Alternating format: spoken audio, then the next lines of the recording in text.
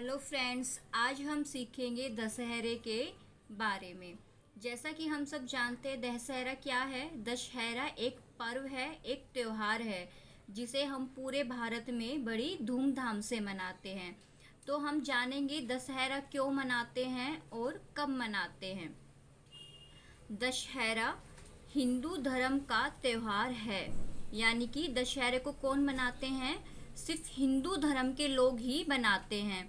जैसे कि हम सबको पता है, हमारे देश में बहुत ही अलग अलग तरीके के यानी कि अलग अलग धर्म के लोग भी रहते हैं, जैसे कि मुसलमान, सिख, ईसाई आदि।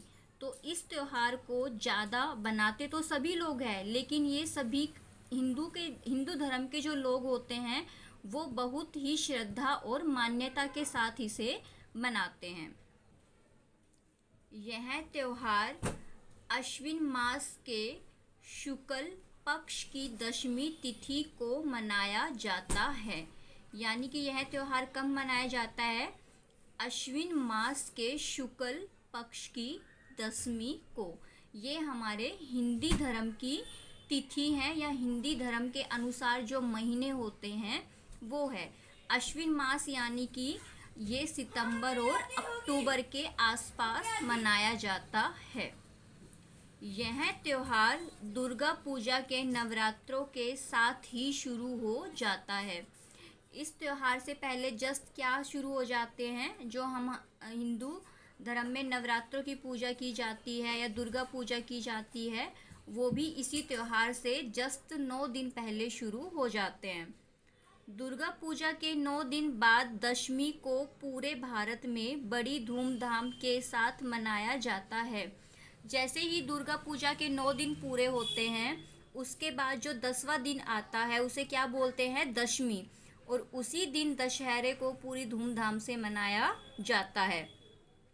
दशमी के दिन महाराज रावण का पुतला बनाकर पूरे भारत में जलाया जाता है। उस दिन जब दशमी होती है, उस दिन हम क्या करते हैं? रावण का पुतला बनाते हैं, उसका स्टैचू बनाते हैं और उसको जलाकर हम दशहरे का पर्व मनाते हैं। ऐसा माना जाता है यह त्योहार बुराई पर अच्छाई का प्रतीक है। यानी कि दशहरा क्यों मनाया जाता है? इसका सबसे बड़ा कारण ये है कि लोगों का श्रद्धा है या लोगों की मान्यता है कि इस दिन बुराई पर अच्छाई की जीत हुई थी, इसलिए हम इसको दशहरे के रूप में मनाते हैं। इस दिन भगवान श्री राम ने रावण का वध कर बुराई पर जीत प्राप्त की थी। यानी कि दशमी के दिन जो भगवान श्री राम थे, उन्होंने रावण को मारा था और उन पर बुराई की जीत प्राप्त करके अपनी जीत प्राप्त की थी। यानी कि उन्होंने बुराई पर अच्छाई की जीत हुई थी।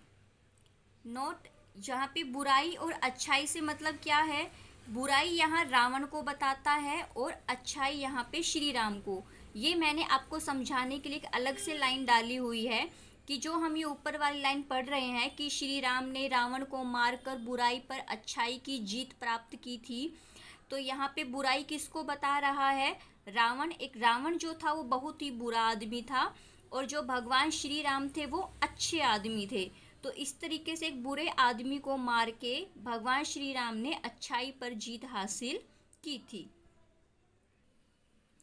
पूरे भारत में 10 दिन तक रामायण को रामलीला नाटक के माध्यम से मंच पर दिखाया जाता है। यानी कि जब नवरात्रि की पूजा शुरू हो जाती है तो 9 दिन वो और 10वां दिन दशमी, 10 दिन तक दशहरा मनाया जाता है। और उन 10 दिनों में हम जो पूरी रामायण होती है, जिसको हम रामलीला बोलते हैं, उसको नाटक के माध्यम से मंच पर दिखाया जाता है। जिसमें क्या होते हैं? यह नाटक दुर्गा पूजा से शुरू होता है और दशमी पर समाप्त हो जाता है। इस नाटक में क्या क्या होता है? राम, सीता, लक्ष्मण, रावण, हनुमान जी आदि के किरदार दिखाए जाते हैं।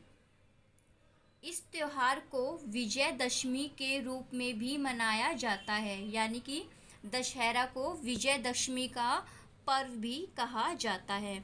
यहाँ मैंने आपको अलग से नोट के माध्यम से कुछ चीज़ें बताई हैं। जैसे विजयदशमी, इसको विजयदशमी क्यों कहा जाता है? क्योंकि दशमी के दिन ही श्री राम ने रावण को मारकर लंका पर विजय प्राप्त की थी। लंका क्या है? जहाँ पे रावण रहता था उसकी जगह का नाम। तो वहाँ पे श्री राम जी गए थे, उन्होंने रावण को मारा था, और वो उस दिन कौन सा दिन था? दशमी। इसीलिए विजय दशमी के रूप में इसको मनाया जाता है। अश्विन मास, जैसे कि मैंने शुरू में भी आपको बताया था, अश्विन मास हमारा हिंदू धर्म के अनुसार जो महीने होते हैं उनमें हम उसको क्या बोलते हैं? अश्विन मास, यानी कि अश्विन महीना।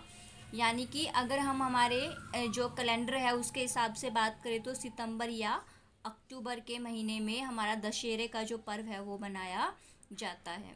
धन्यवाद।